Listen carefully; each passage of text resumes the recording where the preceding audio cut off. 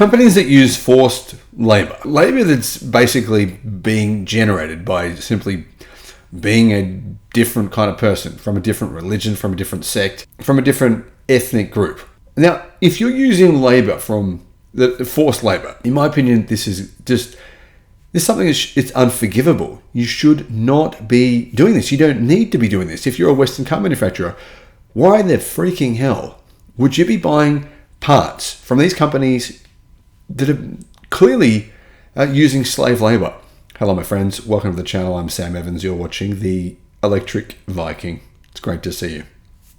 Well, it's not really. When I have to report on stuff like this, I don't particularly enjoy this. But this story has been going on for a while. It doesn't seem to go away. And it's not going away for one key reason, because it's true. Where there's smoke, there is fire. Guys, I ignored this story for a while.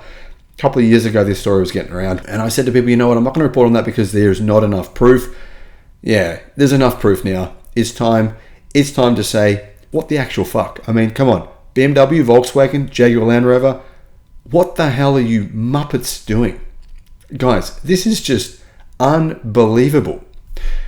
Vehicles fitted with parts from a supplier on the US government's list due to labor practices. Why would you use this supplier? You've had it long enough now. You've had 2 years now. The US government's been saying, guys, this factory, forced labor, don't use it. There's not many of them. There's like 99% of all the companies in China that aren't forced labor. And yet BMW, Volkswagen Group and Jaguar Land Rover, they ignored it. They did it anyway. So BMW, Volkswagen and Jaguar Land Rover have been linked to forced labor programs in China by a congressional investigation which discovered that the automakers were all using Chinese-made parts from a supplier on the US government's ban list. Now guys, this is not the US government's ban list like for stuff like Huawei. Oh, they're spying on us. They're going to use Chinese EVs to spy on your homes and discover what food you eat for breakfast. That stuff, in my opinion, is kind of ridiculous.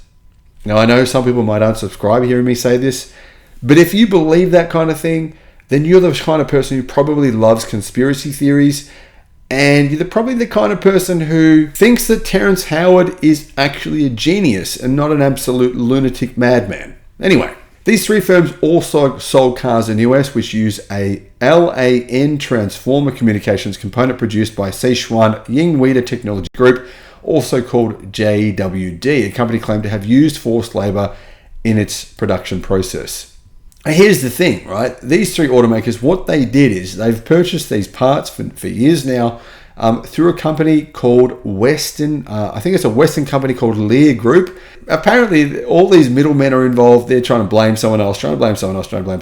Okay, basically, Lear Group, Lear Corporation, they're buying these parts from this Chinese company, and then they're selling them to these massive automakers, to BMW, to the Volkswagen Group, and to the Jaguar Land Rover Group. But basically, these automakers, what they're saying is, it's not our fault, we didn't know this, but this information has been talked about now for 3 years. 3 years is long enough to figure it out, right? They knew this stuff years ago, and they didn't change. Volkswagen have responded by making changes to their supply chain finally after the US government pressured them to do so. But to be honest, Volkswagen have been pressured on this issue many times. It wasn't until the US government basically forced them to make a change that they actually did.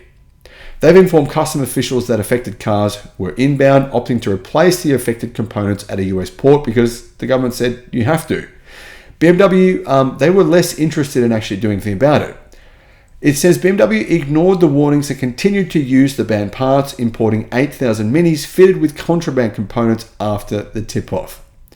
JWD is based in Yinyang in the far west of China, a region known for forced labor practices. The Uyghur Forced Labor Prevention Act prevents goods made in Yinyang from being imported to the US unless the importer can show that forced labor wasn't used during production.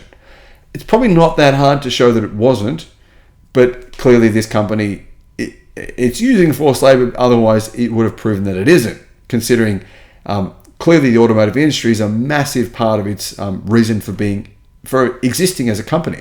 The congressional investigation report noted that many automakers continue to use parts manufactured in China and rely on questionnaires self-reporting, and limited audits of suppliers to decide whether their goods comply with US laws.